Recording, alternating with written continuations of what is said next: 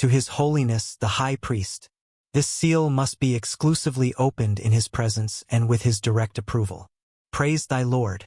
As requested by His Sanctity, the following is a shortened and edited account of the official report issued to the Grand Council of Priests by me, a mere envoy sent to investigate the latest stellar claim by the astral domain of mankind, colloquially known as humans.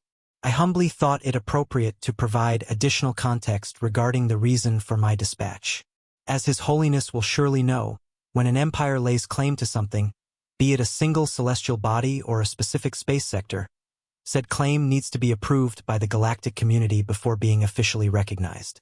This procedure allows other eligible parties, usually neighboring powers, to file a counterclaim if they are also interested in obtaining the objects of the original demand. When Earth requested full custody of the small exoplanet, R1P32MH, no one objected to it initially. But during a meeting of the Grand Council, someone questioned humanity's true intention when acquiring such an insignificant planet, which happened to be halfway from ours and their respective sphere of influence. Given the yearly claim limit allocated to each empire by the terms of the Galactic Power Index, the Terran's choice to request control of our 1P32MH, which will be referred to as our 1P for practical reasons, was a complete mystery to us, as there are many, more valuable, assets that remain unclaimed on the star map. Our 1P does not hold the fuel of a gas giant. It does not contain the resources of a dense iron moon. And it certainly does not have the aesthetic beauty and desirability of many other planets. The air is barely breathable for both of our people and is too exposed and impractical to serve as a military outpost, let alone a trading post, as the lack of a strong magnetic field makes it vulnerable to severe cosmic radiation, frequent in the sector, and the atmosphere is too thin to stop most meteorites, whose craters litter the surface. The original report provides a more detailed list of unfavorable characteristics. After 3 days of closed-door consultation, the Grand Council agreed to send me, the Archbishop of Lenya, to investigate if this mysterious planet could hold any worth to us and to uncover any potential scheme by the untrusty humans. Before setting off, I activated my vast network of contacts and informants and discovered something quite noteworthy. As your sanctity will surely remember, 7 years ago, a severe rebellion, mainly composed of dissidents and disgruntled settlers, was violently quelled by the iron fist of Earth's governmental forces, or so they led us to believe. That is not entirely true. The rebel forces adopted a guerrilla warfare approach, extensively prolonging the conflict. Although hostilities significantly quieted after that famous battle years ago, the last embers of resistance were extinguished just a month ago with the fall of our 1P, as that exoplanet apparently served as the last stronghold of the insurgent forces. With this knowledge in mind, I ordered my crew to set coordinates for this enigmatic, lone wanderer of a planet. During the short jump, I mentally and physically prepared to interact with humans.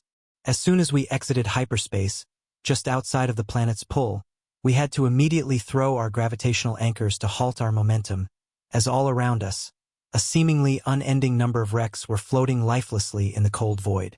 Having spent plenty of time alongside the Navy of Sol, I recognized some of those lightless hunks of steel, either by crest number or hull shape. One in particular stood out to me, catching my attention. On a fragment of composite hull, barely visible, obscured by the numerous debris and blackened by marks of explosions, one could read G223. She was a supercarrier from the 7th Grand Fleet. Over 35,000 personnel are required to crew a ship of her class. I witnessed her in action during the war against the Union, credited with 192 kills and over 400 assists. Her presence alone was enough to spread fear and panic in her enemy's ranks. But looking around, one would see, a few hundred meters ahead of us, the deformed frames of ships clearly not of military origin. Those were the rebel starcrafts, repurposed civilian vessels for the most. But among them, one could spot the odd captured Navy vessel, repainted and renamed. All around us, a thick, dreadful, macabre cloud of shipwrecks surrounded the planet, shrouding it like an artificial asteroid field, only composed of thousands of mingled and carbonised hulls, all of which were once vessels that served humanity in one way or another. They now only serve as grim steel caskets, with side panels punctured by railguns and latches ripped off by fission torpedoes.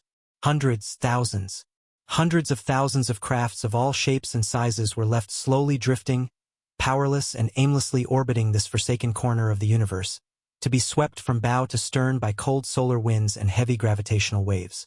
As a sort of tasteless cosmic jest or maybe a dreadful omen to carefree visitors, the majority of these carcasses of steel were concentrated along the equatorial line.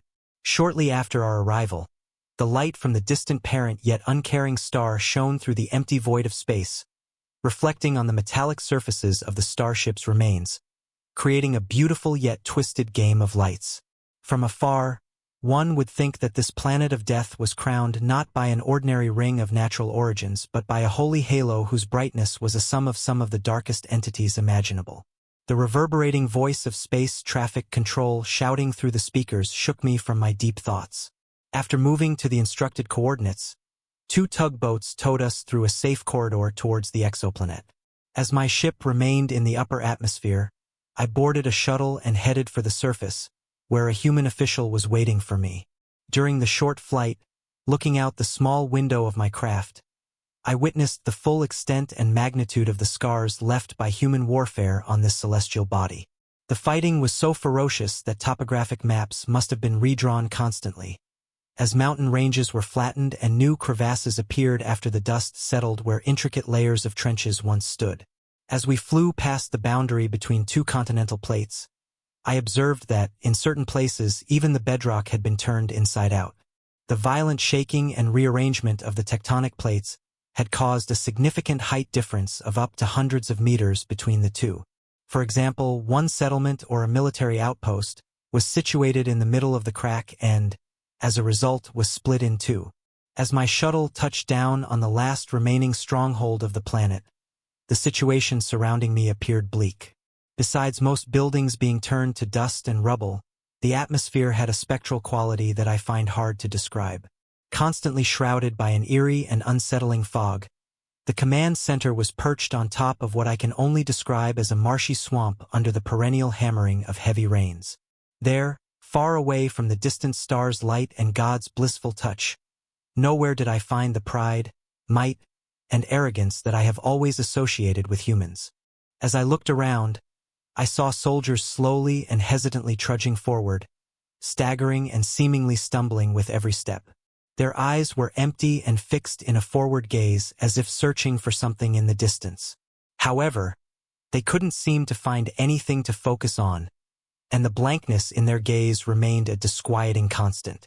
No words escaped their mouths, though their heads ached with screams.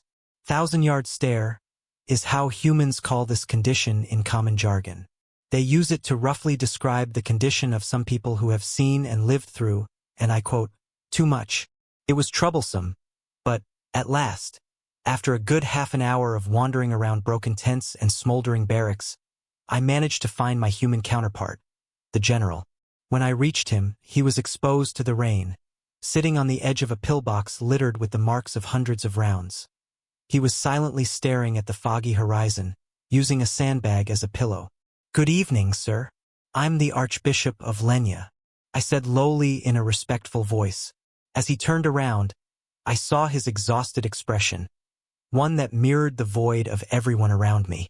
"Good evening," he replied in a flat and emotionless tone.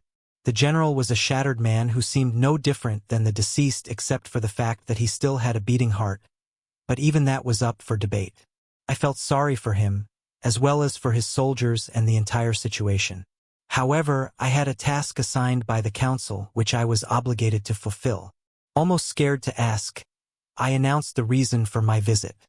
"Why do you want this planet?" I inquired while raising my head to look at all the nothingness of the barren expanse that this space rock had to offer. The general appeared to concur with my statement as he let out a sad chuckle upon hearing my words. Then he looked at me, straight into my eyes, and spoke with a force and power that I believed he had lost. "Who operated that anti-air battery?" said while pointing at a distant object, whose original shape was impossible to discern from the twisted steel burned to a crisp. I was unable to reply. Robert was the commander who re-enlisted to spare young men's lives. Not that his sacrifice changed much. Sam was the gunner who ran away from his family's farm on Mars. Too boring for him. I'm sure he had enough adrenaline during his final moments to make up for a lifetime of growing potatoes. Joe was the spotter who signed up for the armed forces to pay for his sister's college. I'm confident she will jump with joy knowing she won't have to pay a dime for education thanks to his service.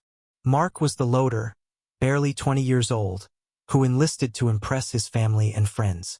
I'm sure they were elated when the postman delivered an empty coffin wrapped in a blue flag with a fucking medal thrown on top by some grand marshal who could not even be bothered with taking his white gloves off.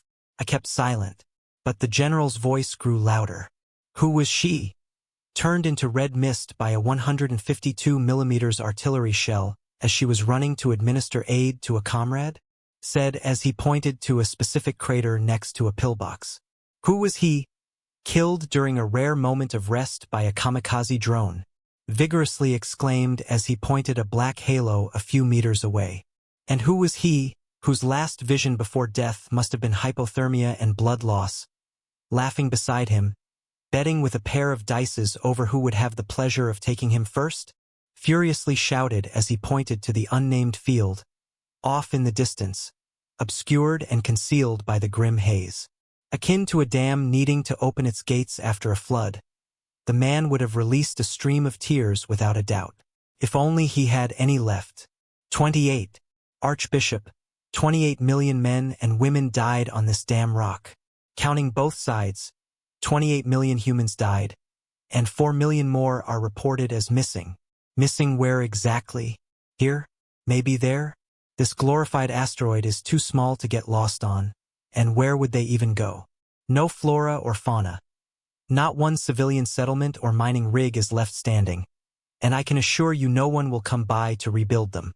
There's nothing in here. As a priest, out of habit or perhaps empathy, I extended my arm and offered my ear to console this poor soul. Why are we even here? To fight the rebels? To preserve our glorious species? They wanted to avoid taxes and do their own things? Fine. Who cares? It does not matter how it all started and what they did. History will just remember them as violent terrorists, even if that is far from the truth. History is written by the victor, after all, I replied with a sorrowful tone of understanding. No, history is written by those who remain and rewritten by those who follow. Our struggles, pain, and losses will become mere statistics. And for what? To get yelled at once we go back home? To be hated by our people for following orders from puppets they elected. The man paused amid his emotional outburst to catch his breath and regain his composure. He held his naked head in his hands, and even though it was raining heavily, the downpour didn't let up for a moment. In fact, it seemed to intensify, as if the sky was crying along with him in response to his heartfelt words. "Where is your God, Archbishop?" He murmured like someone who had finally gone crazy. God is in all things, but his plan is complex and unknowable. And even if he seems distant and unreachable, he always looks after all his children. Despite my good intentions, my tone and shaky voice betrayed my emotions, as I realized it must have been difficult for him to have faith in the bigger picture after witnessing what no one deserves to see. Are we also his children, Father? I believe so, yes. God manifests differently to each creature of the cosmos. He might have thousands of names and even more faces, but he remains one and only. The general finally raised his gaze to the sky, in the process, cursing the heavens in the freedom of his mind. His pupils remained steady as heavy drops of rain fell upon them, and his empty eyes held firm as lightning flashed across the desolate landscape.